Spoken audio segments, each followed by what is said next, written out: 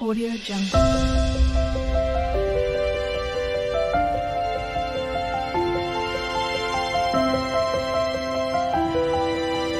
Audio Jungle. Hello friends, कैसे हैं आप सब लोग। आज हम लोग पंचकर्म के एक महत्वपूर्ण प्रधान कर्म वमन कर्म के बारे में पढ़ेंगे। तो अगर पंचकर्म में देखा जाए तो पूर्व कर्म मतलब दीपन पाचन स्नेहन स्वेदन के पश्चात जो सबसे पहला जो पंचकर्म में प्रधान कर्म किया जाता है वह वमन ही है। इसको मुख्यतः कफज व्याधियों में प्रयोग किया जाता है और ये श्लोक भी लिखा हुआ है, तत्र दोषहरणम ऊर्ध्वभाग वमन संज्ञकम। तो इस श्लोक को चरक कल्प स्थान के पहले अध्याय से लिया गया है। ठीक है, तो इस वमन कर्म में आज हम लोग इस वीडियो में हम लोग चर्चा करेंगे वमन के परिचय के बारे में, वमन शब्द की व्युत्पत्ति के बारे में और इसकी परिभाषा के बारे में जानेंगे। इसका आयुर्वेद में क्या महत्व है और इसका क्या प्रयोजन है, इसके बारे में चर्चा करेंगे। वमन कर्म के योग्य और अयोग्य मतलब कि किन लोगों में वमन करना चाहिए और किन व्यक्तियों या रोगियों में वमन नहीं करना चाहिए, इसके बारे में विस्तार से देखेंगे। वामक द्रव्य मतलब कि संहिताओं में कौन कौन से वामक द्रव्य या वामक औषधियाँ हैं, उनका वर्णन है, उनके बारे में जानेंगे। और वमनोपग द्रव्य, ठीक है, इसके बारे में भी चर्चा करेंगे। वमनोपग द्रव्य बेसिकली वो होते हैं जो जिनको वमन द्रव्य के साथ यूज़ किया जाए तो उनकी पोटेंसी बढ़ा देते हैं, अच्छा कार्य करते हैं।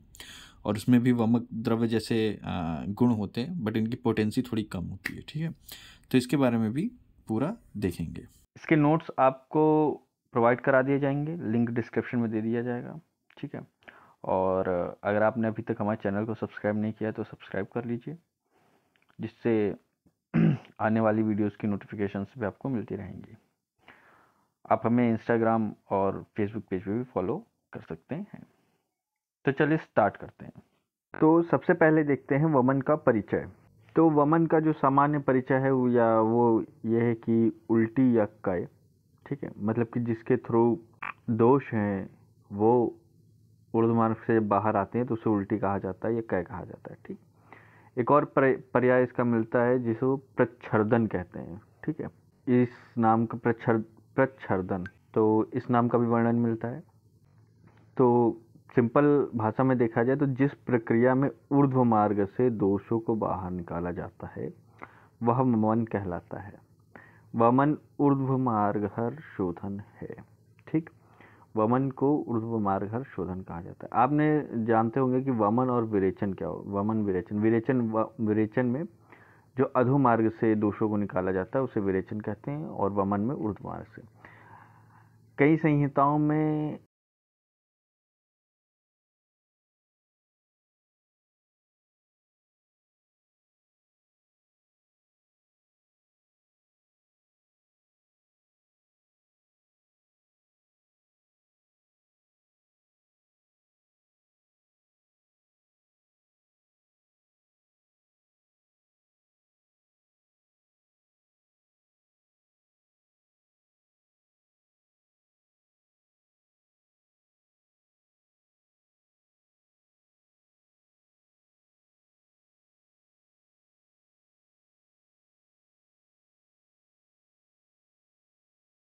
फिर देखते हैं वमन की परिभाषा।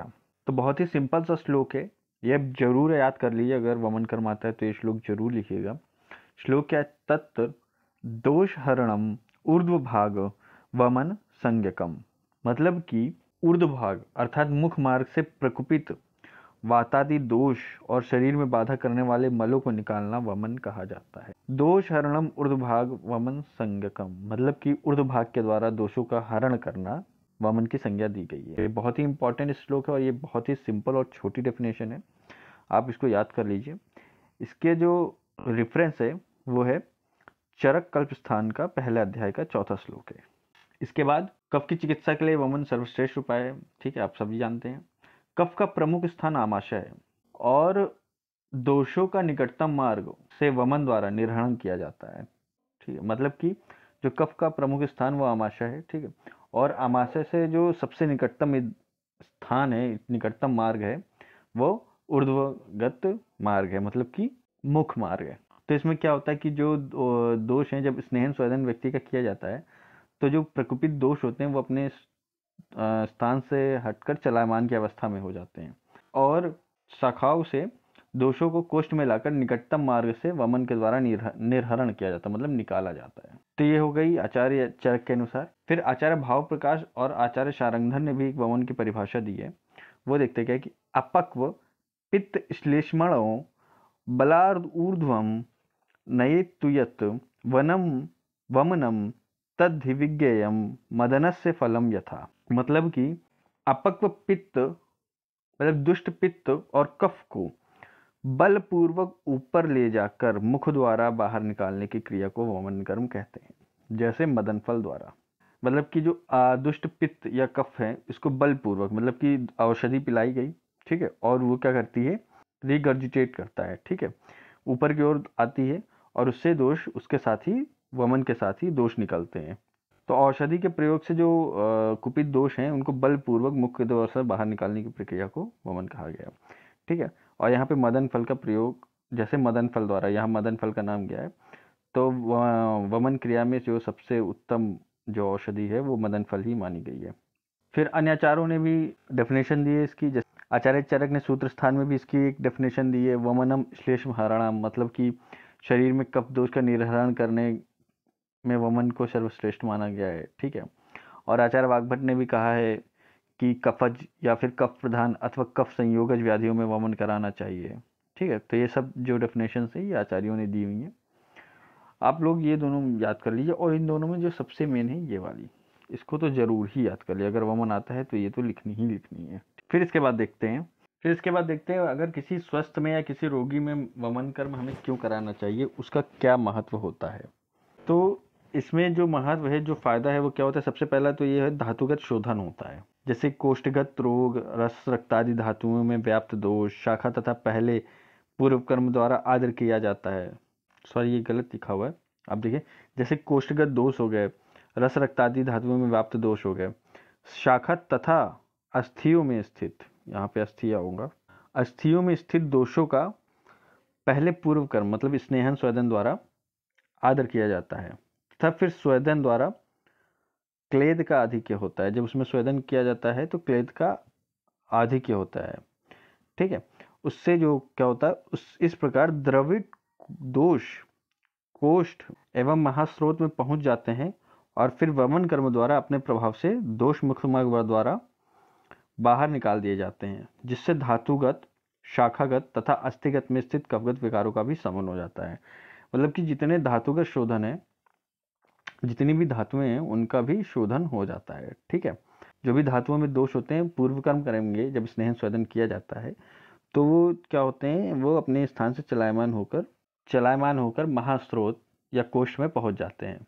फिर वमन कर्म द्वारा जो प्रभाव होता है उसका, उससे दोष मुख मार्ग के द्वारा बाहर निकल जाते हैं, जिससे धातुएं, शाखाएं तथा अस्थियां स्थित कफगत जितने भी विकार हैं उनका भी शमन हो जाता है। उसके बाद होता है सद्य लाभकारी, मतलब कि अजीर्ण, विषपीत, अलसक, विरुद्धाहार, विसूचिका आदि रोगों में वमन एक सद्य लाभकारी चिकित्सा है। ऐसे जितनी भी प्रकार की ये व्याधियां हैं इसमें एक लाभकारी चिकित्सा है, ठीक है। आचार्य सुश्रुत ने भी इसकी एक उपमा दी है, जिस प्रकार आचार्य चरक ने दी थी कि जिस प्रकार वृक्ष के काटे जाने पर फूल फल आदि का नाश हो जाता है, उसी प्रकार वमन द्वारा कास, स्रोतों में मल, स्वर भेद, निद्रा अधिक्य, तांद्रा, मुख दौर्गंध्य, विषजन्य उपद्रव तथा लालास्राव और ग्रहणी विकार भी नष्ट होते हैं। तो आचार्य सुश्रुत ने उपमा दी है, आप चाहें तो याद कर सकते हैं। फिर इसके बाद देखते हैं वमन कर्म के योग्य, आप लोग देख सकते हैं। तो यहाँ पे जितने भी वमन कर्म योग्य हैं उनके बारे में मैंने लिखा हुआ है। जैसे कास हो गया, हल्लास हो गया, अविपाक, गलशुंडिका, कर्णस्त्राव, प्रमेय, अपस्मार, अपची, कुष्ठ, नवजर मतलब जो नवीन ज्वर है, अलसक, मुखपाक, ठीक है। फिर अतिसार, गलग्रह, श्लीपद, दुर्नाम मतलब जो अर्श होता है, हृदय रोग, शोफ, विरुद्धाहार, अजीर्ण, ग्रंथि, कंठपाक, अर्बुद, दग्धविद्ध, अधोरक्तपित्त, राजक्षमा, विदारिका, अरुचि, पांडु, श्वास हो गया, गलगंड हो गया, विद्रधि हो गया, उन्माद में वमन कर्म किया जाता है, समस्त मेदु रोगों में किया जाता है, मंदाग्नि में वमन कर्म कर सकते हैं, विसूचिका, चित्त विभ्रम, स्तन्य दुष्टि, पूतिनाश, ठीक है, विष पीत में, मुख प्रसेक में, अधिजीविका में, विसर्प में और समस्त कफज रोगों में वमन कर्म किया जा सकता। तो ये हो गया वमन के कर्म के योग। इसमें से अगर आप 10 या 15 भी याद कर लेते हैं और एग्जाम में लिखते हैं तो आपको मार्क्स मिल जाएंगे। तो ये चरक और आचार्य सुश्रुत दोनों का है। इस वमन कर्म के जो योग हैं इसका उल्लेख आचार्य चरक ने सिद्धि स्थान के दूसरे अध्याय के 10वें श्लोक में किया है वर्णन, और आचार्य सुश्रुत ने नीचे लिख दे रहा हूँ चिकित्सा स्थान के 33वें अध्याय के 18वें श्लोक में इसका वर्णन किया है। ठीक है, तो ये इसका जो रेफरेंस है यहाँ से लिया गया है। ठीक है, फिर इसके बाद देखते हैं वमन कर्म के अयोग्य रोग व रोगी। किन किन लोगों में वमन कर्म नहीं करना चाहिए? तो बाल, गर्भिणी, अनुवासित, कर्महत, वृद्ध, अध्ययन प्रसक्त, सुकुमार, प्लीहा दोष, व्यात व्याधि, अक्षिशूल, भारहत, कृमि कोष्ठ, उदावर्त, अर्श, नित्य दुखी, स्वरूपघात, श्रांत। अच्छा, यहाँ अर्श में ये बात ध्यान देने वाली है कि जो दुर्नाम एक प्रकार का अर्श है, ठीक है, उसमें दे सकते हैं, लेकिन जो अन्य प्रकार के अर्श हैं उनमें वमन कर्म का निषेध बताया।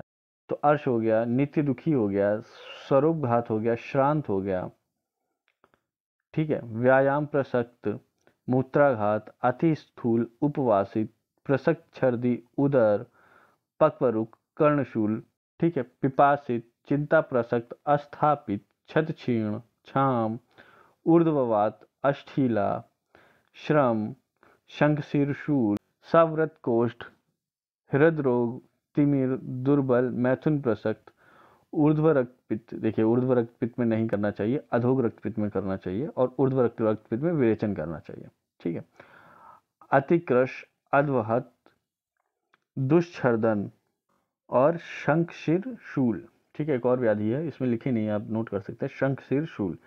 इन व्याधियों में जो है वमन कर्म नहीं करना चाहिए।